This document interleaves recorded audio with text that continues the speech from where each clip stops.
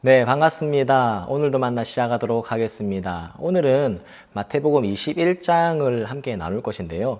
마태복음 21장은 그 예수님의 사역 중에 좀 중요한 장입니다. 왜냐하면 예수님께서 예루살렘 입성하시는 장면이 나오기 때문입니다.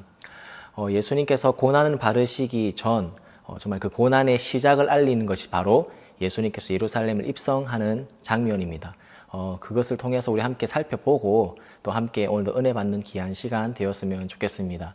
이 영상 전에 마태복음 21장 읽는 것도 잊지 말아 주시기 바랍니다. 네, 마태복음 21장에서 한 세 가지 사건만 우리가 한번 생각했으면 좋겠는데요. 첫 번째로는요, 가장 중요한 사건인 예수님께서 예루살렘 입성하시는 사건입니다. 오늘 본문 1절부터 11절까지에 나와 있는 사건인데요. 예수님께서 두 제자를 마을에 보내서 나귀 새끼를 데리고 오라고 합니다. 나귀가 있을 것인데 누가 나귀를 왜 들고 가느냐 이렇게 물어보면 주가 쓰시겠다 하라 하고 가지고 오라고 합니다. 그 제자들이 실제로 가보니까 나귀 새끼가 정말 있는 것입니다. 그래서 그 나귀 새끼를 가져다가 그 자신들의 옷을 위에 얹고 예수님께 앉히고 예루살렘 입성하는 장면이 나옵니다. 예수님께서 다리가 아프셔서 그리고 예수님께서 피곤하셔서 나귀 새끼를 타신 것이 아닙니다. 왜냐하면 구약의 스가랴서 9장 9절 말씀을 이루기 위해서 나귀 새끼를 타신 것입니다. 스가랴서 9장 9절의 말씀에 오늘 본문에 인용을 하고 있는데요. 바로 읽겠습니다. 제가 읽을게요. 이는 선지자를 통하여 하신 말씀을 이루려 하심이라 일렀으되 시온 딸에게 이르기를 내 왕이 내게 임하리니 그는 겸손하여 나귀 곧 멍에 매는 짐승의 새끼를 탔도다 하라 하였느니라. 여기서 선지자의 말씀을 이루기 위해서 이 선지자는 스가랴서 9장 9절 말씀입니다. 예수님께서 스가랴서 9장 9절 말씀을 이루기 위해서 나귀 새끼를 타신 것입니다. 그런데요, 그 당시에 그 예루살렘 성 안에 있던 사람들이 이렇게 예수님을 찬송하는 것을 볼 수 있습니다. 호산나 다윗의 자손이여, 이렇게 막 예수님을 찬양하는 모습을 볼 수 있습니다. 이 모습은 마치 그들의 모습은 그 예수님께서 메시아로 오신 것을 인정하는 그런 찬송처럼 보입니다. 그러나 이 사람들이 며칠 후에 돌변하여서 예수님을 죽이고자 하는 그런 시위에 동참하게 되는 것입니다. 예수님께서 빌라도 법정에 섰을 때에 예수님은 죽이시고 바라바를 내어놓으십시오, 살려주시옵소서, 이렇게 외치는 그 성난 군중의 목소리로 변하게 됩니다. 이들은요, 예수님이 정치적인 메시아로 오셨을 것이라고 생각했습니다. 그런데 예수님의 행보를 보니까 십자가의 사건으로 십자가의 길로 걸어가시는 것을 보고 그들이 실망한 나머지 그들은 돌변하여서 예수님을 죽이고자 한 것입니다. 이 당시에 유대인들은 철저하게 예수님이 로마의 압제에서 구원해 줄 그런 메시아로 생각했던 것입니다. 그러고 난 이후로 나타나는 사건이 바로 성전 정결 사건인데요. 예수님께서 성전에 가셨는데요. 그 성전에 엄청난 사건들이 일어나게 됩니다. 이 당시에 이스라엘 밖에 있던 이스라엘 사람들은 디아스포라라는 그 유대인들인데요. 이스라엘 밖에 있던 사람들이 정말 예루살렘 성전에 와서 제사를 드리고 예물을 드리려고 하면 수천 킬로를 떨어진 곳에서 자기의 짐승을 데리고 와서 제물로 바쳐야 하는데 그것이 쉽지 않습니다. 수천 킬로, 수백 킬로 떨어져 있는 곳에서 걸어서 이렇게 짐승을 데리고 와서 흠이 없는 그런 짐승을 하나님께 드리는 건 쉽지 않잖아요. 그래서 그 당시에 사람들은 그 예루살렘 성전에 있는 짐승을 사서 제사를 드리는 모습들이 있었다고 합니다. 그리고 성전세를 내어야 된다고 했잖아요.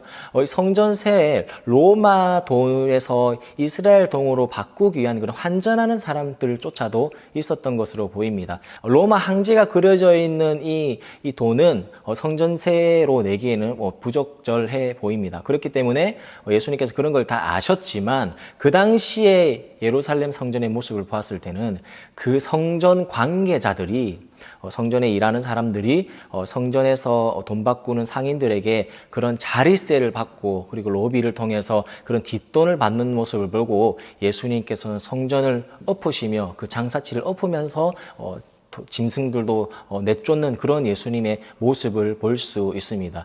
이 사건은요, 참된 성전으로 오신 그 예수님께서 정말 그림자 역할로 하고 있던 이 성전을 정말 완성하시고 그리고 깨끗하게 하시는 그런 청산하시는 모습을 오늘 사건을 통해서 알 수 있는 대목인 것입니다. 그 그림자로 남아있던 그 성전, 예루살렘 성전은 있을 필요가 없는 것입니다. 그렇기 때문에 예수님께서 십자가에 달려서 돌아가시고 난 이후로 성전에 있는 그 휘장이 둘로 나눠지는 모습을 볼 수 있습니다. 이것은 이제는 옛 그 그림자로 있었던 성전이 필요 없다는 것을 나타내는 그런 사건인 것입니다. 그리고 예수님이 돌아가시고 난 이후로 AD 70년도에 저번에 말씀드린 것처럼 로마의 티투스 장군에 의해서 그 예루살렘이 함락당하고 그리고 예루살렘 성전이 돌 위에 돌 하나도 남지 아니하고 철저하게 파괴되는 모습을 통하여서 이 예루살렘 성전에 대해서 징계하시는 그런 하나님의 모습을 볼 수 있습니다.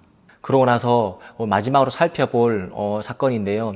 예수님께서 이른 아침 너무 배가 고프셔서 정말 무화과 나무의 열매를 먹고자 하셨는데요. 근데 잎만 있고 열매가 없는 그 무화과 나무를 보시게 됩니다. 그리고 그 무화과 나무를 저주하셔서 그 무화과 나무가 말라버리는 사건이 등장하는 것입니다. 이 문맥상으로 살펴봤을 때 이 성전 정결 사업과 이 무화과 나무를 말라버리게 하는 그 예수님의 사역은요, 마치 비슷한 일맥상통한 사건입니다. 왜냐하면 이 무화과 나무는 이스라엘을 상징하는 나무입니다. 이스라엘을 상징하는 나무가 말라버렸다는 것은 예수님께서 이스라엘을 심판하신 것입니다.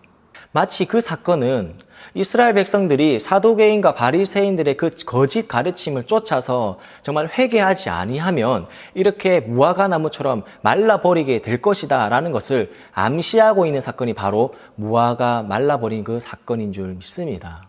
네, 이렇게 오늘 세 가지 사건을 함께 살펴보았는데요.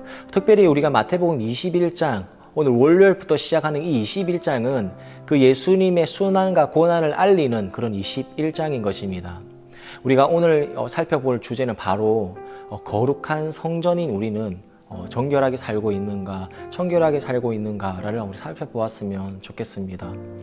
그 예수님께서 이 성전을 정결케 하는 사건과 그리고 무화과 나무를 말라버리게 하는 그 사건은요, 이스라엘 백성들이 회개하지 않으면 그런 예루살렘 성전 돌 하나도 남지 아니하게 철저하게 파괴될 것이다. 이렇게 성전을 청결하신 것, 정리하신 것처럼 이렇게 정리될 것이다 라는 것을 암시하고 있는 사건이 바로 두 사건입니다. 그렇게 이스라엘 백성들은 회개하지 않아서 그들을 정말 AD 70년도에 심판받게 되고요. 그리고 회개하지 않음으로 말미암아서 하나님의 자녀가 되지 못했습니다. 그러나 우리는 하나님의 자녀가 된 거룩한 성전인 우리 교회인 줄 믿습니다. 그렇다면 우리 오늘 하루 그리고 우리 일생 동안에 정말 정결하고 순결하게 정말 살아갈 수 있는 우리가 되었으면 좋겠습니다. 네, 이렇게 오늘 함께 마태복음 21장을 살펴보았는데요. 내일은 마태복음 21장 함께 살펴볼 것입니다. 계속해서 이렇게 읽으시면서 함께 영상을 나누지만 특별히 마태복음 21장부터는 좀 더 집중해서 우리가 예수님의 순환과 예수님의 고난에 대해서 집중하며 날 위해서 이 땅에 오신 그 예수님의 사역을 더 깊이 묵상하는 그런 한 주가 되었으면 좋겠습니다. 네, 지금까지 오늘도 만나 최민철 강도사였습니다. 네, 오늘 하루 정말 성전인 우리가 정말 정결하고 순결하게 살기를 결단하는 하루가 되었으면 좋겠습니다.